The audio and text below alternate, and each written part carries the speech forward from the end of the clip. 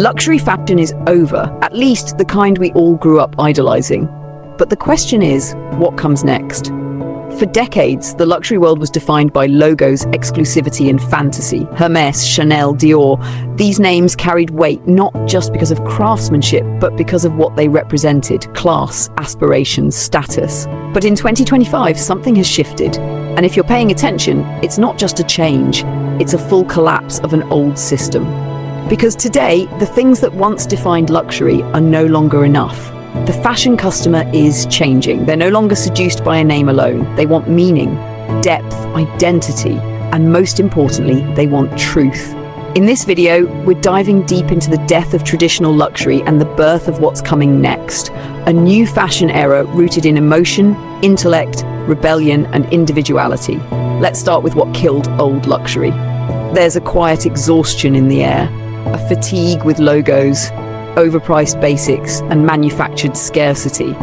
People are tired of paying €5,000 for something that screams wealth but says nothing personal. The once powerful aura of luxury has been diluted by influencers, fakes, and mass marketing. When everyone has a Birkin, even if it's rented or fake, does it still symbolize status?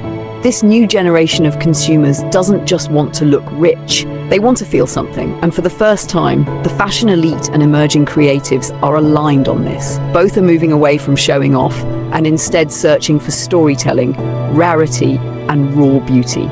Look at the streets of Milan, Copenhagen, or Paris this summer. The best-dressed people are no longer dressed in obvious luxury. They're in vintage Comme des Garçons, custom Margiela, or an old men's tailoring jacket mixed with a handmade necklace from a small Parisian artisan. It's not about labels, it's about language. What your outfit communicates, quietly. And psychologically, this is significant. Clothes have always been our loudest non-verbal tool. But when the entire world becomes performative, authenticity becomes the rarest luxury. And that's exactly what we're seeing now. So what's replacing traditional luxury? First, emotional luxury. The kind you can't mass produce. Handwritten notes from designers, pieces made by artisans you actually know, brands that make you feel like you're part of something intimate rather than something aspirational. Second, subcultural influence. Underground fashion is rising. Young creatives are leading the next wave from the ground up. These aren't influencers, they're stylists, artists, kids who grew up on Tumblr and now read niche Japanese fashion archives. What they wear isn't trendy, it's tribal. Third, archive fashion. Fashion history has become fashion currency. People are collecting Galliano-era Dior or early Helmut Lang the same way others collect rare art. These pieces have stories, they speak. And finally, anti-luxury. Yes, that's real. There's a growing love for things that are deliberately not luxurious. Think of worn-out sneakers, distressed leather jackets, or random local brand pieces mixed with tailoring. Because today, confidence isn't about showing how expensive you look. It's about showing you don't need to. This shift is already reshaping the industry. LVMH isn't declining because people hate luxury. It's because the definition of luxury is changing and big brands are trying to catch up. And some, like Bottega Veneta under Matteo Blasi or Balenciaga's recent appointments, are already adapting, shifting towards quieter power, craft, and narrative. But the future doesn't belong to luxury houses alone. It belongs to the independents, the reworkers, the collectors, the wearers who treat fashion like language, not costume. So if you felt like fashion has been boring lately, this is your sign that something big is coming. We're entering an era where personal taste matters more than price tags, where what you wear doesn't just say you're wealthy, it says who you are. And that is the most luxurious thing of all. Make sure to follow us on Instagram @GWJMag for daily fashion deep dives, runway breakdowns, and everything the algorithms won't show you. And check out to go deeper into this new era of fashion. GTWJ, where fashion thinks deeper. But let's go even deeper, because this shift isn't just about aesthetics, it's about psychology. For years, fashion was about signaling wealth, taste, class, even access. But now signaling has become too easy. Anyone can learn the rules.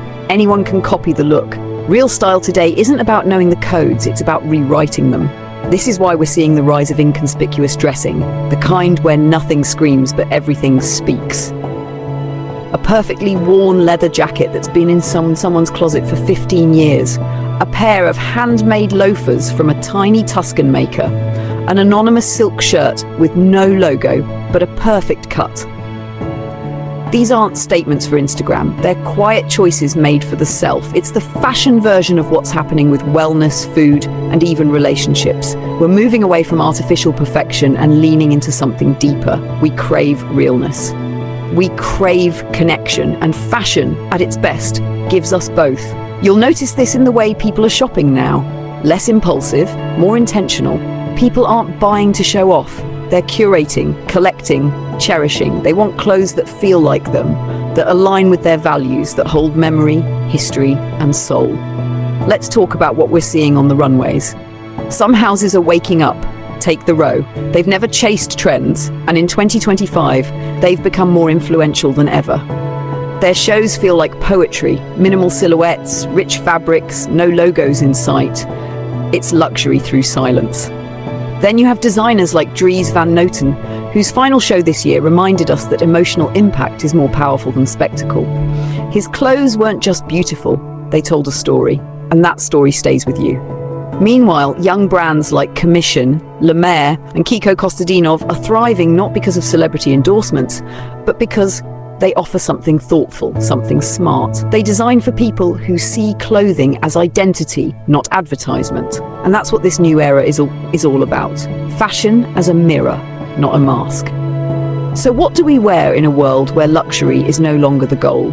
You wear what aligns. You wear what feels honest. Maybe that's a perfectly tailored vintage blazer.